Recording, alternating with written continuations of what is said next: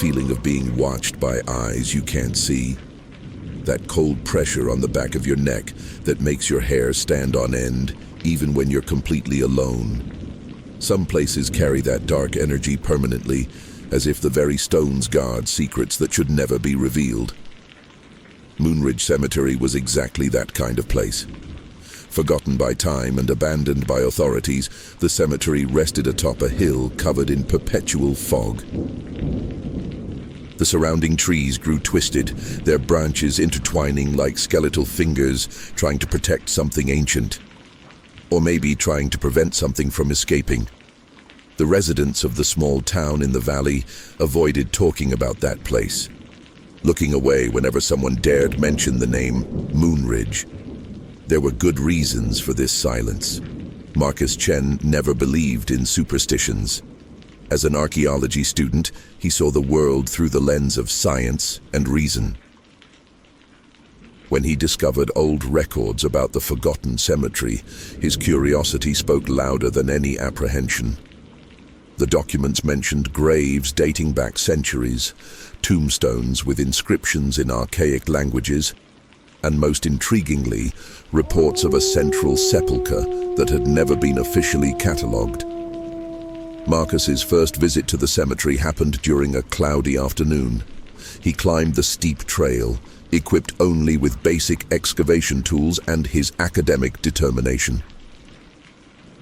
The iron gate was rusted and slightly ajar, as if someone or something had passed through recently. Marcus pushed the gate, which groaned in protest, echoing among the moss-covered stones. The cemetery was larger than he had imagined. Hundreds of graves spread across the area, some practically invisible under decades of wild vegetation. But it was the mausoleum in the center that captured his attention. The black stone structure rose imposingly, adorned with symbols that Marcus couldn't decipher. There was no name, date, or any visible identification. Just those strange symbols, carved deep into the rock.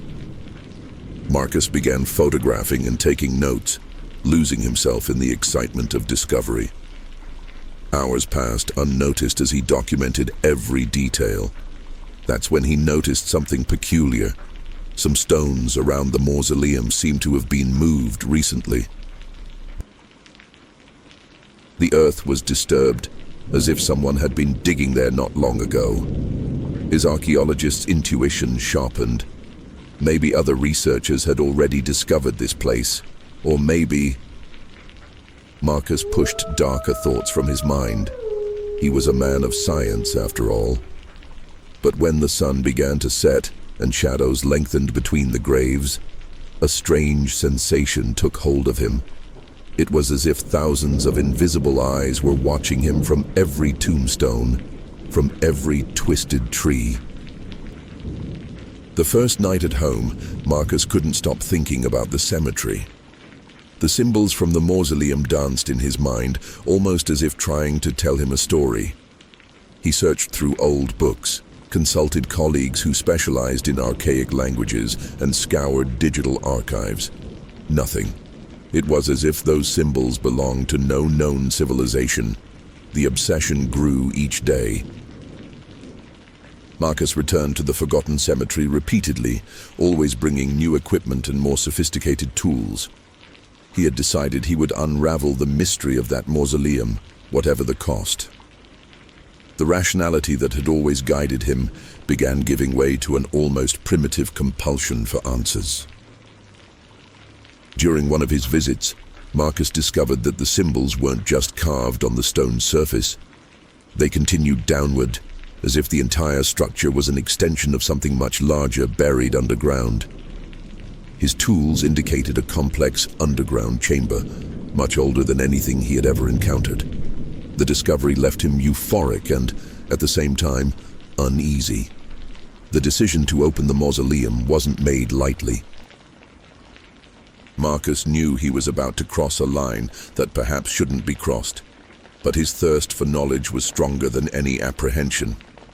He brought heavy equipment, crowbars, and even a small electric drill powered by battery. If there was a secret chamber there, he would find it. The process took days. The black stone of the mausoleum was more resistant than any material Marcus had ever encountered, almost as if it had been forged never to be violated. But persistence and modern technology eventually prevailed. A small opening was created, revealing the absolute darkness within. Marcus aimed his most powerful flashlight into the opening. The beam of light revealed stone steps that descended into the depths of the earth. The air rising from the underground chamber carried a strange odor. It wasn't decay, but something more primitive, as if the very essence of ancient earth had concentrated in that place. It was a smell that awakened ancestral memories, primitive fears that civilization had tried to bury. Before descending, Marcus installed a safety rope and double-checked his equipment.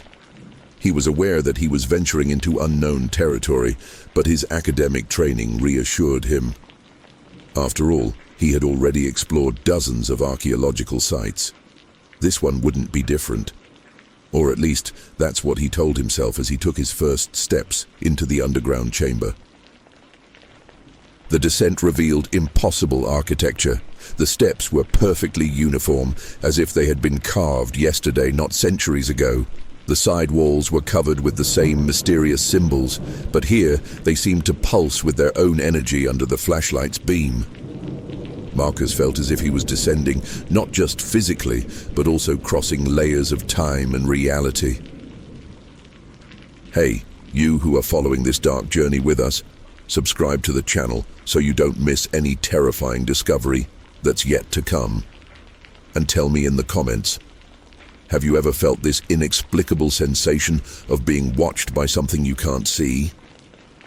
This primitive connection to forces we don't understand might be more real than we imagine. The underground chamber opened into a circular hall, much larger than Marcus had anticipated. The ceiling disappeared into the darkness above, suggesting the structure extended much deeper into the earth. In the center of the hall was a raised platform, and on it, something that made Marcus's blood freeze. What Marcus saw in the center of the underground chamber defied any rational explanation. It wasn't exactly a sarcophagus or a statue, but something between the two. A human figure lay on the stone platform, but there was something profoundly wrong with its form. The body seemed to be in constant transformation, as if captured in the middle of a metamorphosis that had never been completed. The figure's skin was human in some parts, but other areas showed signs of an interrupted bestial transformation. Dark fur emerged from certain regions of the body, while muscles contracted under the surface as if they were still alive. The hands were partially transformed into claws, and the face was the most disturbing part. It maintained recognizable human features, but the nose and mouth extended toward a partially formed snout. Marcus approached slowly, his scientific training fighting against a primitive instinct that screamed for him to flee. The figure was dressed in the remains of an orange shirt, now torn and faded by time. The fabric hung loosely over a torso that seemed simultaneously human and bestial. It was as if someone had been captured at the exact moment of an impossible transformation and had remained there for centuries. The figure's eyes were closed, but Marcus had the disturbing sensation that it was aware of his presence. There was an energy in the air, an almost electric tension that made his hair stand on end. The archaeologist began photographing compulsively, documenting every detail of the extraordinary discovery. His rational mind tried to categorize what he saw, but no scientific explanation seemed adequate. That's when Marcus noticed the chains. Thin chains of a metal he couldn't identify, wrapped around the figure's wrists and ankles. They weren't common chains. They seemed to have been forged specifically for that purpose, with links that carried the same mysterious symbols found throughout the mausoleum. The chains weren't just restraining the figure. They seemed to be draining something from it, as if they were conduits of invisible energy. Marcus's curiosity overcame common sense. He extended his hand to touch one of the chains, just to examine the unknown metal. The moment his fingers made contact, a wave of sensations hit him. They weren't just visions, but memories that didn't belong to him. Images of primordial forests, of hunts under the full moon's light, of a transformation that was simultaneously liberation and curse. Marcus saw through the sleeping creature's eyes. He experienced the agony of the first transformation, the loss of humanity that came accompanied by unimaginable wild power. He felt the primordial hunger that consumed everything, the need to hunt that surpassed any rational thought.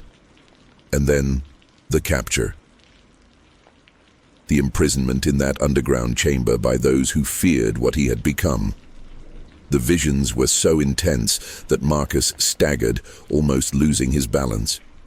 When he managed to pull away from the chains, his hand trembled uncontrollably.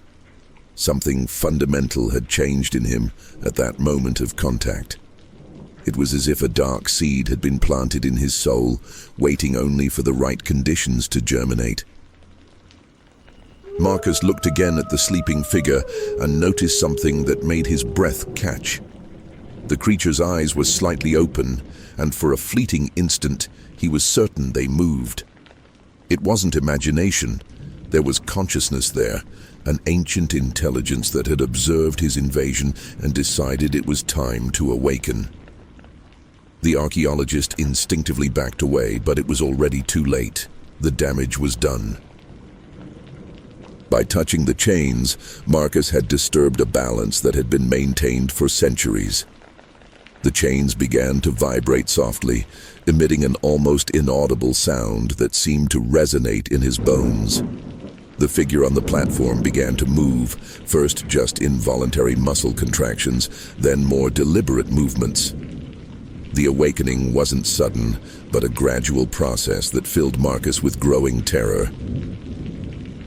The creature on the platform began breathing more pronouncedly, its chest rising and falling in a rhythm that gradually accelerated. The muscles under its skin seemed to reorganize, as if the body was remembering its true form after centuries of forced dormancy. Marcus knew he should flee, but a morbid fascination kept him paralyzed. As a scientist, he was witnessing something that challenged everything he knew about biology, archaeology, and the very nature of reality. As a human being, he was terrified beyond any description. The dichotomy between academic curiosity and primitive terror left him immobile, watching the impossible unfold before his eyes. The creature's eyes opened completely, revealing golden irises that seemed to capture and concentrate all available light in the chamber. They weren't completely animalistic eyes, nor entirely human. There was intelligence there, a consciousness that had survived centuries of imprisonment. But there was also something wilder, a thirst that time had only intensified. The figure sat up slowly on the platform, the chains tinkling softly with the movement. Marcus noticed they didn't break, they simply came loose, as if they had fulfilled their purpose and were no longer necessary. The creature's transformation continued as it awakened, muscles defining themselves, fur thickening in certain areas, the snout becoming more clearly pronounced. When the creature spoke, its voice was a disturbing mixture of human and animal. The words came out as a low growl, but were clearly intelligible. Finally, someone came. Marcus felt his knees weaken. The creature wasn't just alive. It was conscious, capable of communication. This made everything infinitely more terrifying. The creature descended from the platform with movements that were simultaneously human and bestial. Each step echoed in the underground chamber, creating a hypnotic rhythm that seemed to synchronize with Marcus's accelerated heartbeat. He finally found strength to retreat, but his steps were unsteady, as if part of him was still connected to that ancestral presence. "You freed something that shouldn't have been freed," The creature continued, its voice gaining more clarity with each word. But perhaps this was inevitable. The moon calls, and it always has called. Some of us just respond more easily than others. The golden eyes fixed on Marcus with an intensity that seemed to pierce his soul. Marcus tried to form words, but his throat was dry. The creature smiled, revealing fangs that were definitely non-human. You touched the chains. You felt what I felt. Now part of me lives in you, just as part of you awakened in me. The realization of what this meant hit Marcus like lightning. The creature began circling Marcus like a predator evaluating its prey. But there was no immediate malice in its movements. It was more like it was studying something of interest. "You know what the irony is?" it asked, tilting its head in a way that was disturbingly canine. "Those who imprisoned me here believed they were protecting the world, but they only created something worse." Marcus found his voice, though it came out as a hoarse whisper. "What do you mean?" The creature stopped circling and moved closer, so close that Marcus could feel the wild heat emanating from its partially transformed body. "The curse wasn't created to be contained," it explained. "It was created to be shared. Every full moon, it must find a new host, or else it becomes stronger, more thirsty. For centuries, I absorbed all that accumulated hunger. Now it needs a new home." The golden eyes fixed on Marcus's. "And you, my dear archaeologist, just volunteered." What followed wasn't an immediate transformation, but something much more insidious. Marcus felt as if his own memories were being slowly overwritten by experiences that didn't belong to him. Visions of nocturnal hunts, the taste of fresh blood, the sensation of muscles expanding and reconfiguring under the skin. All of this began mixing with his childhood memories, university studies, and archaeological discoveries. The creature watched this mental transformation with evident satisfaction. "The process is gradual," it explained, its voice now carrying an almost paternal tone. "The human mind needs time to accept what's happening. Resisting only makes everything more painful." Marcus tried to focus on his identity, on who he was, before entering that cursed chamber. But the new memories were seductive, offering a power that his human consciousness had never experienced. During the days that followed, Marcus lived in a state of terrifying duality. During the day, he managed to maintain an appearance of normality, returning to his work and daily routine. But at night, especially when the moon began to grow in the sky, he felt subtle changes in his body. His senses sharpened to the point where he could hear conversations blocks away. His sense of smell became so sensitive he could track people's emotions by scent. The hunger was the most disturbing aspect. It wasn't simply hunger for food, but a primitive need that cried out for hunting, for pursuit, for dominance. Marcus tried to suppress these impulses, but they grew stronger each night. He began avoiding crowds, fearing his new nature would manifest uncontrollably. The original creature had disappeared from the cemetery, but Marcus knew it was still around. Sometimes, at the edges of his perception, he could sense its presence watching, waiting. It was as if it was supervising the transition, ensuring the curse transferred properly to its new host. The first complete transformation happened during a particularly bright crescent moon. Marcus had tried to lock himself in his apartment, but the compulsion to go out, to hunt, to surrender to his new nature was irresistible. He went out through the empty city streets, his senses bombarded with information his human mind could barely process. The physical transformation was simultaneously agony and ecstasy. His muscles expanded, his bones realigned, and dark fur sprouted from his skin. His clothes tore. His orange shirt, ironically chosen that morning, hung in tatters from his now muscular torso. Marcus could feel his facial features altering, the nose and mouth extending partially toward a snout. But the most disturbing thing was that his human mind remained conscious throughout the entire transformation. He could feel the inner beast taking control, but he also maintained his capacity for rational thought. It was as if two consciousnesses inhabited the same body, alternating dominance depending on circumstances. On that first night as a transformed creature, Marcus experienced a freedom his human nature had never known. He ran through the streets with superhuman speed, leaped over obstacles that would normally be insurmountable, and felt a primitive connection to the natural world that civilization had almost obliterated. It was addictive. When dawn approached, the transformation gradually reversed.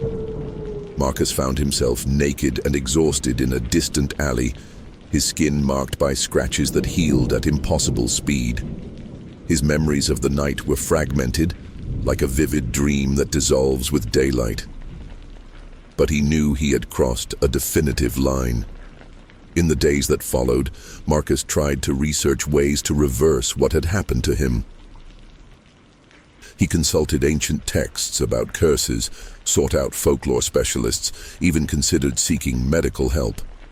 But deep down, he knew there was no going back. The moon's curse had found its new guardian. The forgotten cemetery became the focal point of Marcus's new existence. He returned there every night, not by choice, but by a compulsion that grew stronger with each approaching full moon. The place had transformed into something more sinister since his first awakening of the ancestral creature. The trees seemed more twisted, the shadows deeper, and there was an energy in the air that made hair stand on end. Marcus discovered he wasn't alone. Others had come to the cemetery, drawn by the same inexplicable force that had originally brought him. Some were curious as he had been. Others came driven by disturbing dreams that called them to that place. But all shared the same inevitable fate, the touch of the curse that spread like a spiritual infection. With each new victim, Marcus felt his own humanity diminish a little more. It was as if the curse fed on lost innocence, becoming stronger and more seductive. He tried to warn the newcomers, scream for them to flee, but the words never came out. Part of him, the bestial part that grew each day, wanted company in his curse. Marcus's transformation was no longer limited to full moon nights.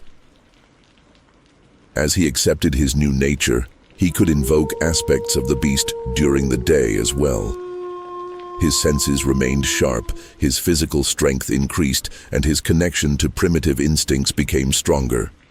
It was a frightening evolution that he observed with morbid fascination. The mausoleum in the cemetery's center had become his territory. Marcus discovered he could sense everything that happened within the cemetery's boundaries, as if he had become part of the cursed land itself. Every unwary visitor, every person who dared step on that sacred soil, was immediately detected by his superhuman senses. But the curse had a price that went beyond physical transformation. Marcus began experiencing visions of others like him, scattered across the world. The moon's curse wasn't unique. It was just one manifestation of something much larger and more ancient. There were other forgotten cemeteries, other sealed mausoleums, other sleeping creatures waiting to be awakened. And they were all connected by an invisible network of supernatural power. The memories Marcus had absorbed from the original creature revealed a terrifying truth. The curse was part of a natural cycle that humanity had tried to break through civilization and religion. But some impulses are too primordial to be completely suppressed. They just wait, accumulating strength in the shadows until they find an opportunity to resurge. Marcus realized he had become not just a victim of the curse, but its guardian and propagator. Each person he transformed, consciously or not, strengthened the supernatural network. It was a role he hadn't chosen, but now embraced with a mixture of horror and acceptance. The inner beast whispered that this was how it always should have been. The forgotten cemetery was no longer forgotten. Word had spread through the right channels, attracting seekers of the occult, paranormal researchers, and those simply drawn by the promise of experiences beyond the mundane. Marcus watched them arrive, knowing few would leave the same way they came. The cycle continued, relentless as the moon's phases. On new moon nights, when his transformation was at its weakest point, Marcus sometimes recovered enough clarity to question what he had become.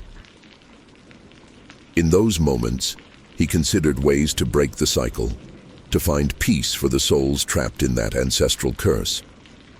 But when the moon began to grow again, these humanitarian thoughts dissolved like morning mist. The truth Marcus eventually accepted was that some doors, once opened, can never be completely closed. His discovery of the forgotten cemetery and the awakening of the sleeping beast hadn't been accidents, but part of a much larger plan orchestrated by forces that existed long before humanity dreamed of civilization. He had become an instrument of these forces, and this acceptance brought a dark peace his human nature had never experienced. Moonridge Cemetery remains to this day, attracting those brave or foolish enough to seek mysteries that should remain buried. And Marcus? Well, Marcus is still there, transformed and transforming others, perpetuating a cycle that is as old as the full moon itself. If you made it this far on this dark journey with us, don't forget to subscribe to the channel for more stories that will make you question what really hides in the shadows around us. Tell us in the comments, would you have the courage to explore a place like Moonridge Cemetery? And if you have any story of your own about encounters with the inexplicable, share it with our community. Sometimes reality is more terrifying than any fiction. If you like this video, leave your like and keep exploring the darkest mysteries that Full Moon Howls has to offer.